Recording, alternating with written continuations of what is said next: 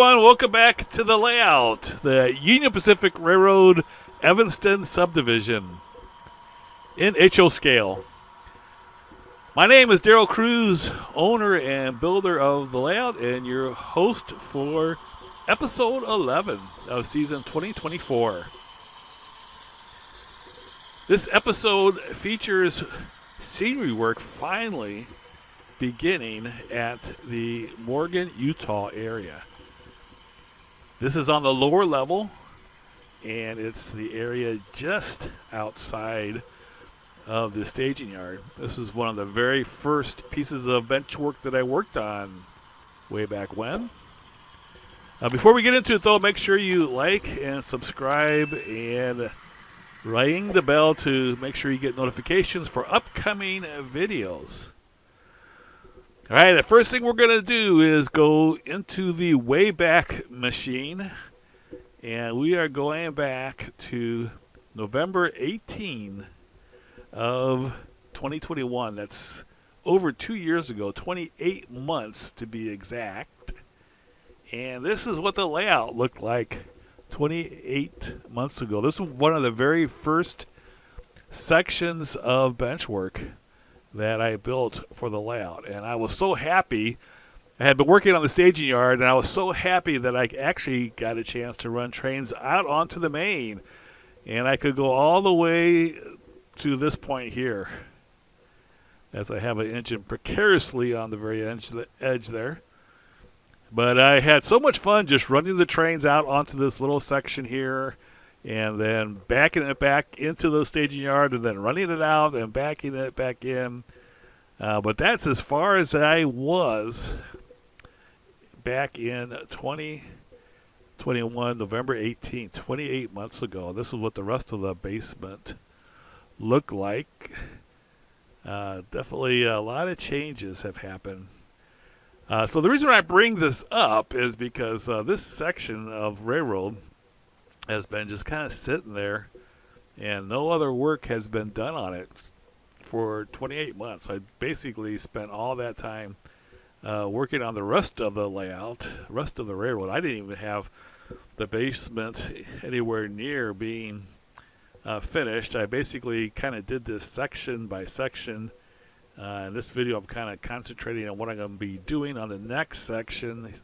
See, I have the lights up already. But it was pretty cool. And now, though, we're back to present day. And one of the first things before I started covering up this up is I wanted to make sure I changed my signal hookup here. If you notice, I have this set so that the only way I could access this, if I had this covered up, there's no way I could unscrew things and make adjustments. So here you kind of look at it from the bottom. So it's fine for right now, but if I'm going to cover this up with scenery, I knew it was going to be an issue. So I unscrewed that little block and changed it so that it was now facing down. When I get it covered up, I'll still be able to make any adjustments there if needed. All right, so here we're ready to go. We got our glue gun and a bunch of cardboard strips. This was nowhere near enough to do. I had to go back upstairs to the garage and cut a bunch more because I had all of this to do. And so here you can see a bunch of the strips. I have the vertical strips all done. And by vertical, that usually means the strips that go from the fascia to the backdrop. And those strips go underneath the road bed, so it's just one continuous strip. Just makes it a little bit easier to do it that way. And you can see why I wanted to have some kind of a backdrop up at this point, because I didn't really want to glue the cardboard strips to the sheetrock. So I definitely wanted some kind of a backdrop up there, mainly so I could glue the cardboard strips to it. And then I definitely am going to be repainting that here pretty soon. Doesn't look too bad here, but the other section doesn't look that great. I'll probably just redo the whole thing so it looks consistent and everything. As you can see, I did cut a bunch more strips here. You had to go up there, up to the garage a couple times to cut some more strips. In this section here, I have both the vertical and the horizontal strips in.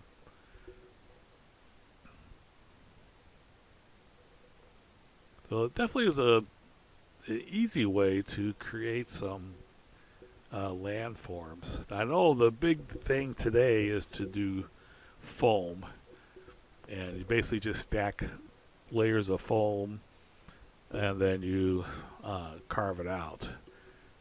So I've never done it that way, but from what I hear, that's what people like to do. I like this way.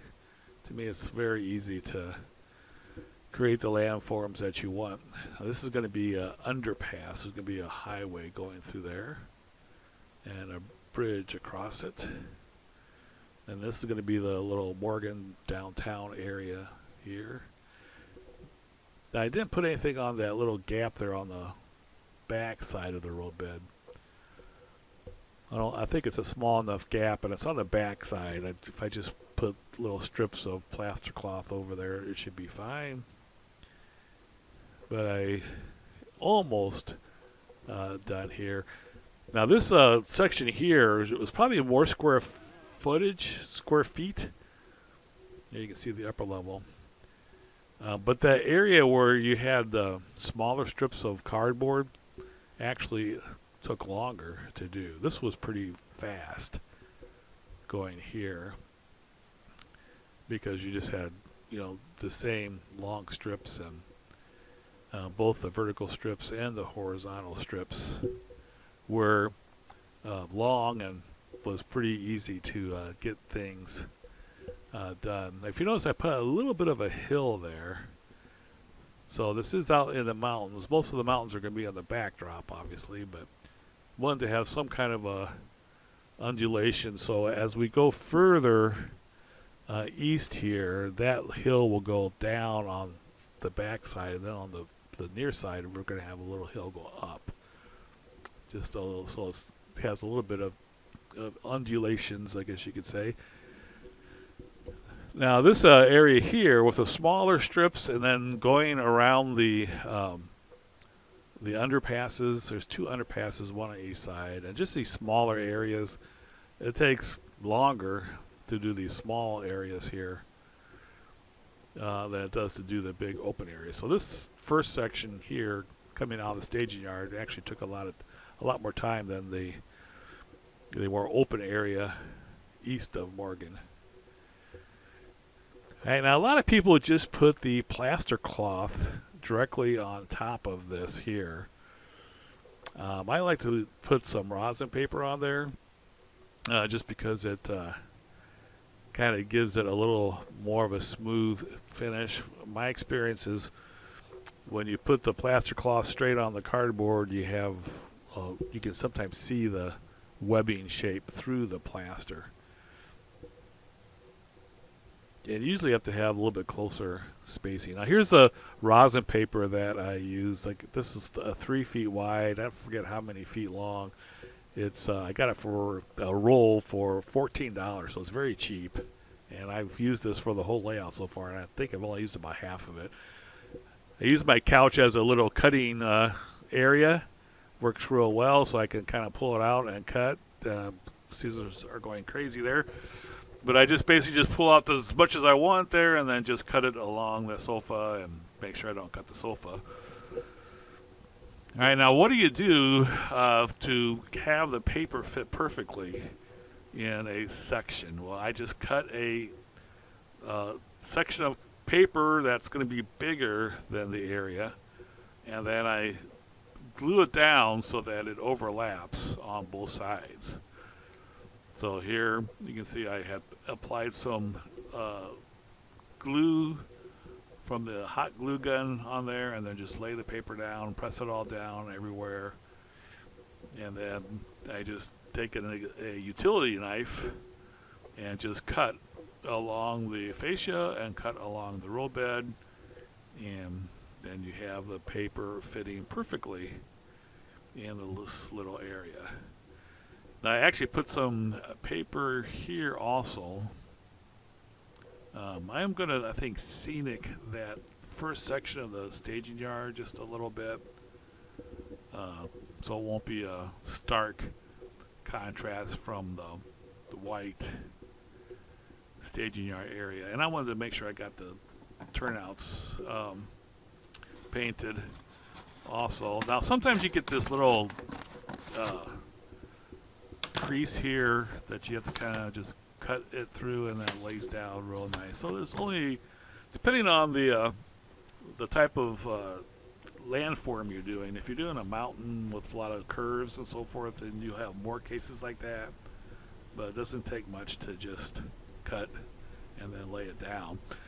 Now here we have a bunch of curved sections. What do you do for putting a rectangle shaped paper on a curved section? Well, you just say, again, make it a little bit bigger than what it would normally be so that it will cover the complete curve. So you can see this is, and then you do the same thing. You just use a utility knife and cut along the roll bed and along the fascia, and you get a perfect fit. And here's what it looks like with all the paper in. Now it's pretty smooth here in some areas. Now right along the roll bed there on the near side is really smooth, but I think that's actually going to look pretty good because I think it'll look like when they constructed the layout, the railroad, they put a fill in there. So that's kind of a man-made landform there. So I think it's going to be okay being smooth. And all the paper is in.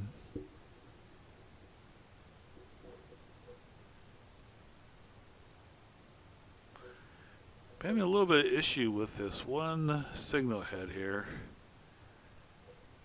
There's a bad connection. There, it went out again. Alright, let's see what's going on here. So I'm not sure. I've had to kind of do that every once in a while. I may have to take a look at that and see what's going on with it. So you notice I do have all the paper. And again, I think I am going to this section of the staging yard, I definitely want to get these turnouts painted so you don't have that wood look, and so that they at least look like actual turnouts. So I'll probably scenic this by just basically painting the track, and then I'll probably maybe put some scenery material on there a little bit, but I won't ballast the track. And then this, of course, will be ballasted. Not sure why I put that plastic bag in there. Again, this little gap here, I'm just going to leave that, and I think if I just put the plaster cloth on there, it should be fine. And again, this is a road that goes along the backside here and goes under the railroad. If you've ever been to Morgan, Utah, there is a underpass under the main line on both ends of town. One on the east end and one on the west end. So definitely have that feature also on the layout. Now again, a little bit east of here, we're going to have the hill kind of transition. Now I started out with a pack of 24 of glue sticks. Those are the long glue sticks. And I've used 21 glue sticks. Now that includes the upper level, which is mainly the little mountain there, and then the lower level here. So you definitely go through the glue sticks pretty quickly, but it's pretty cheap. Not very expensive at all. I think that package of 24 was like $8. And let's see some trains running through. It's so nice to get this covered up. At this control point here with the turnouts I have over the last 28 months, I think I've had about 3 or 4 cars actually hit the ground due to a derailment of some sort.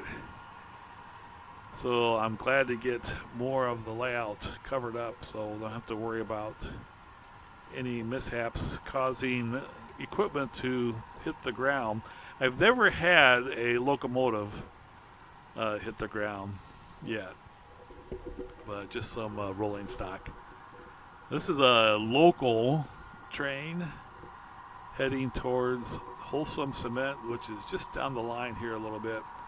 So it comes out of the staging yard, goes through Morgan, and then has work to do. You see it has some cement hoppers there to be dropped off. So it'll drop off some cement empties and then pick up some loaded cement cars, and then it continues on toward Evanston and actually terminates in Evanston.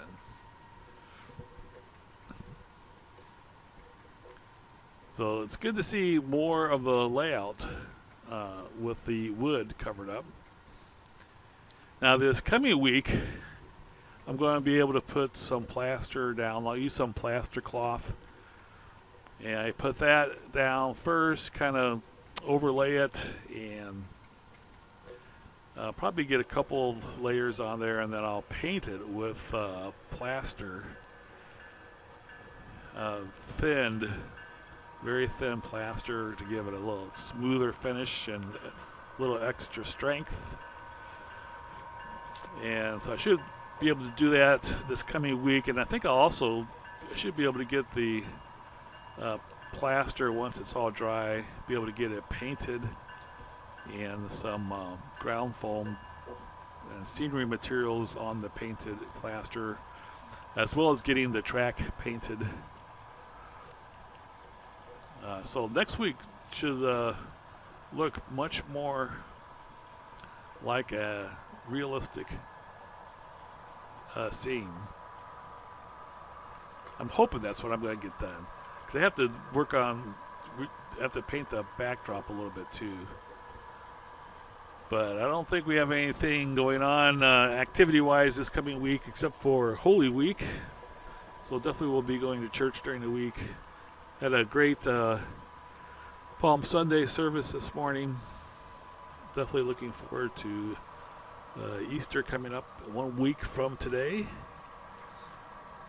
But being retired, I should still be able to have time to put the plaster cloth on, paint with thinned plaster. This is pretty cool here, by the way, with the two trains meeting. Still doesn't look that realistic with it being paper, but definitely looks better than the open grid of the wood. To kind of see how the landforms are going to be. But anyway, should be able to get the plaster cloth on, the thin plaster painted on, the track painted, and the plaster Scenic, as well as getting the backdrop painted. Also going to try a little bit of different lighting effects. You notice the backdrop has some serious shadow going on. The only lighting I have under the upper level is one strip of LED lights. Yeah, it just isn't enough light.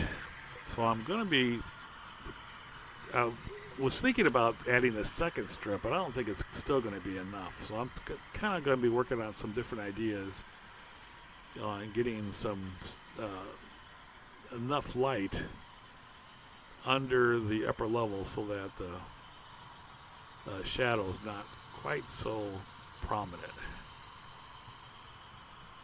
So a lot to do. Then once I get all that done, hopefully we'll get it done this next week. Then the week after that, then we'll be ballasting the track. And then once I get it all ballasted, then I'll be ready to move on to the next section as I continue to try to get all the basic scenery done for the entire layout. Thanks so much for watching, everyone. Really appreciate your support. Again, make sure you subscribe if you haven't yet. Like the video and ring the bell so you get notifications when I post something. And then also your comments are always welcome. And if you're really super motivated, why don't you become a member as well. Thanks so much, everyone. Have a great Holy Week and a wonderful Easter celebration coming up. Take care, everyone.